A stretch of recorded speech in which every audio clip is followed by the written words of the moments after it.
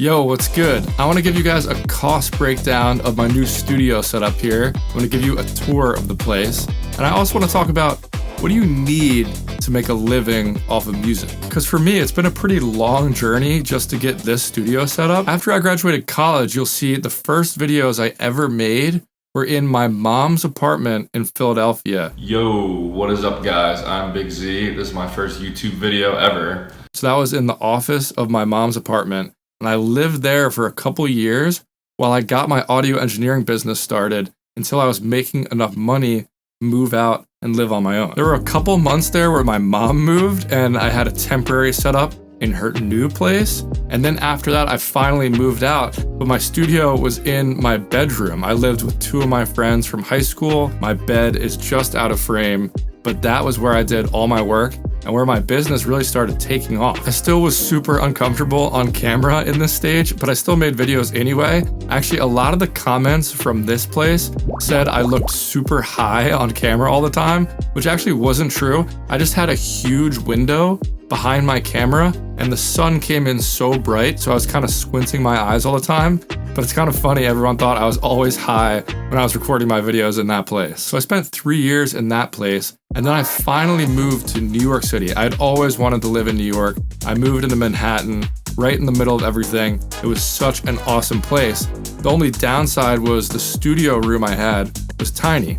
Like I had a 1-bedroom apartment with an office, which is actually kind of rare in Manhattan, and I set up my studio in the office space. So all the videos you saw in that space were filmed in the middle of New York City, and the noise was crazy. There was a fire department down the street. Fire sirens would go off all the time.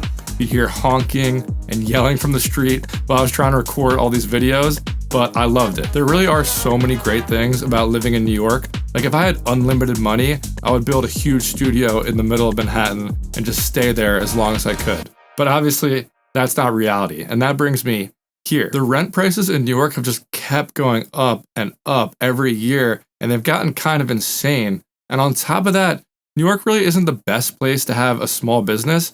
Like there's a 9% general business tax in New York City, and that's on top of the city income tax, the state income tax, the federal income tax, the social security tax. So like almost half your money is going to taxes. And the cost of living is insane. That's just never going to be a good long-term financial move. So eventually it was time for a change. I wanted a more legit setup, and that brings us here. So I just moved into this space a couple of weeks ago, and I've pretty much set everything up that I need already. So let me give you guys a little tour. Welcome to the new studio. So I've got a pretty minimalist setup going on in here, but it's got everything I need to do my job well. So first off, you'll see all these acoustic panels on the walls and the ceilings. They're in all the reflection points. Actually, they're not perfect, and I'll talk more about that in a second, but I've never had a room that sounds good. I've mixed on headphones mostly for like the last 15 years, really, because I've been in apartment buildings where I couldn't blast the music, so I never spent that much money on proper acoustic treatment. Now, this is a rental property, so I can't like build the room within the room and have a really legit studio setup, like a soundproof setup. But this is like the next best thing here. I mean, it sounds great in here. And I'm actually still using these Yamaha HS8 monitors. And under the desk, I have a Yamaha subwoofer too. And these are like 10-year-old monitors at least. And you'd be surprised at how amazing they sound in this acoustically treated room. Like you really don't need to spend a crazy amount of money on speakers to get really good sound. It's more about the acoustic treatment than anything. Like I could buy like an $8,000 pair of like Genelecs in here and they would sound a lot better, but they're not going to sound 8 times better than these. So you'll see a big problem area for the acoustic absorption is this corner that has 2 doors. That one leads to a hallway. That one leads to the bathroom. And I can't really hang like these heavy sound panels on the doors because they're so thin. And I can't really replace the doors because this is a rental property. So I actually, while I'm mixing, I'll just move this floor mounted panel over to the corner, and it definitely helps the sound in that corner. But other than that, I have most of the other corners handled and all the main reflection points handled here. Another big problem area for the acoustics was this big glass window here.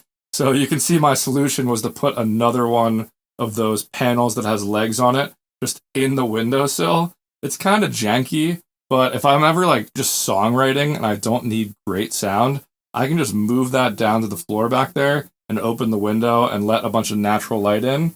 But when I'm mixing, I'll put that back up there so it sounds a bit better in here. As for the gear in here, my setup is pretty minimal. I've got everything running off this MacBook Pro. It's fully maxed out M1 MacBook Pro.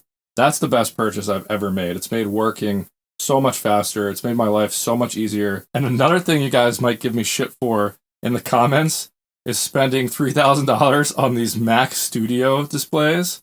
But honestly, they look freaking amazing. I don't regret them at all either. I look at these screens all day, every day for work. So I really don't mind spending that much money if I'm going to use this every day for like 10 years. Like, these are going to last so long. But the best part about this setup is everything's just running into these two Thunderbolt cords. It would be one, but I ran out of spots in my USB hub. So I can literally just unplug two cords and then everything's disconnected. And I can take my laptop with all my projects on it and just work from anywhere that I want. And you'll notice there isn't any analog gear in here either. And that's because when I travel, I don't want to be too reliant on a bunch of analog gear in my studio and not be able to mix or edit projects without it. Like, I just want to do everything in the box so when I travel, I can do everything I need on my headphones. I don't actually need any of this in the studio. I could do it all just on that little laptop there. Analog gear is obviously super fun to mess around with, but when it comes to efficiency, working fast, customization, software plugins are amazing. I mean, you can do way more with $2,000 worth of modern software plugins than you could do with $1 million studio a couple decades ago. So the whole setup is just this laptop running into a USB hub that's kind of hidden under there. Next to the USB hub is an external hard drive, 8 terabyte hard drive. So what I do is I back up everything on this external hard drive that's under there. And I also automatically back up everything to the cloud. So every single project file on my computer, I have 3 copies. I have a copy on here, on the hard drive down there, and on the cloud too. So if you've ever lost a bunch of important project files, I think that's the best system. Just have 2 backups of everything, one in the cloud, one on a physical hard drive. So that USB hub was actually kind of expensive. It's a Thunderbolt 4 USB hub, but everything is running through it. The 2 monitors are running through it. The external hard drive's running through it. My Apollo audio interface. And this is really just like a glorified volume knob for me. So I don't really sing. I mean, the microphone's plugged into it if I want to record some ideas for a vocalist. But I mean, most of the time, I'm just using this as a volume knob and to switch back and forth between headphones and my speakers. Then up here, I just have some video lights. Like, that's the main light that's on me while I'm recording videos. That's a secondary little light I have. And you'll actually see this is where I'm going to put the camera for my future videos that I film in here. You'll actually see it in this video, the camera from this angle. Then over here, I've got some turntables to mess around on. The studio plant, which is totally fake. It probably looks fake. I know nothing about plants, but I wanted some kind of plant in here, but there's not enough natural light.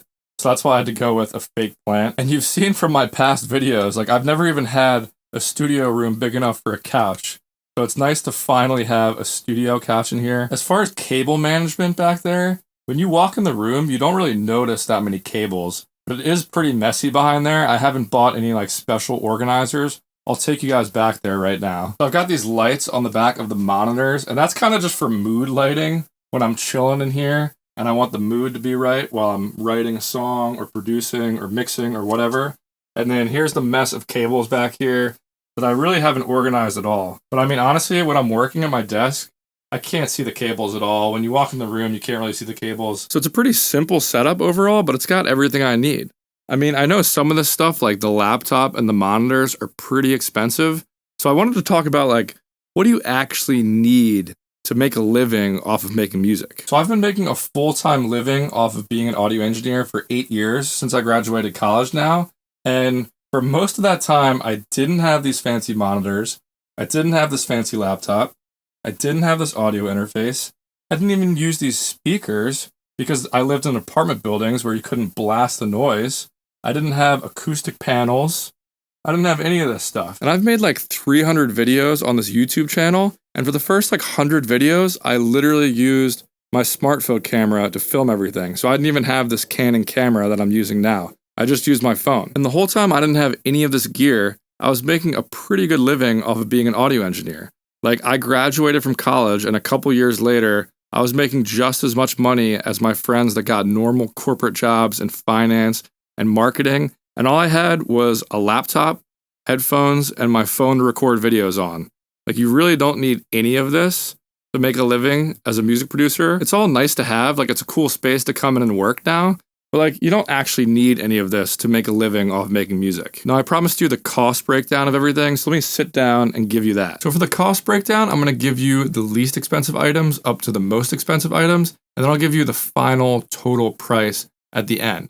Honestly, I've been buying this stuff over like the past 8 years since I graduated college.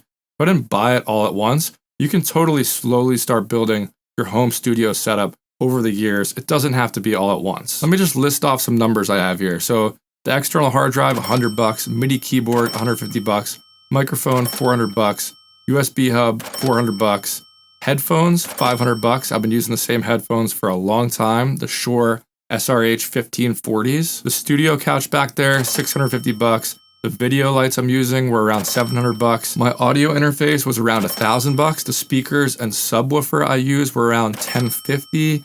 Then the camera and lens and microphone I used for these videos was around $1,100. And then I would say my absolute must-have software plugins that I actually use all the time, those are around $2,000 of software plugins. These turntables were $2,100.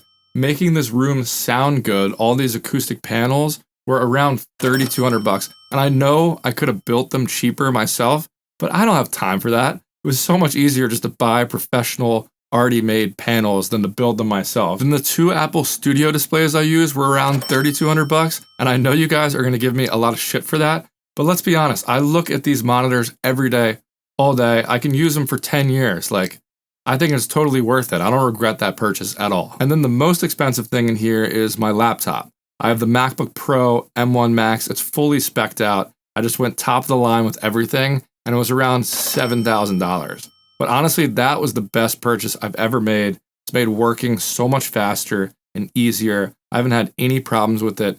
So good for editing videos, so good for complex audio projects. Like, that's the best purchase I've ever made. And like I said before, you really don't need any of this stuff to do what I do. Like, first 100 YouTube videos I made, filmed on a smartphone camera. You really don't need anything fancy to get going and start to make a living off of making music. So the total cost of everything in here is $23,350, which for a space where I make my entire living out of, I actually think is kind of cheap. Like, most of this stuff I've been using for years, the stuff I've just bought, I'll continue to use for the next 5-10 years. I don't have a bunch of extra gear in here or a bunch of shit I don't use. Like, it's all highly practical. It's got everything I need. Anyway, thank you guys for watching. We'll be back to the normal videos next time. Peace.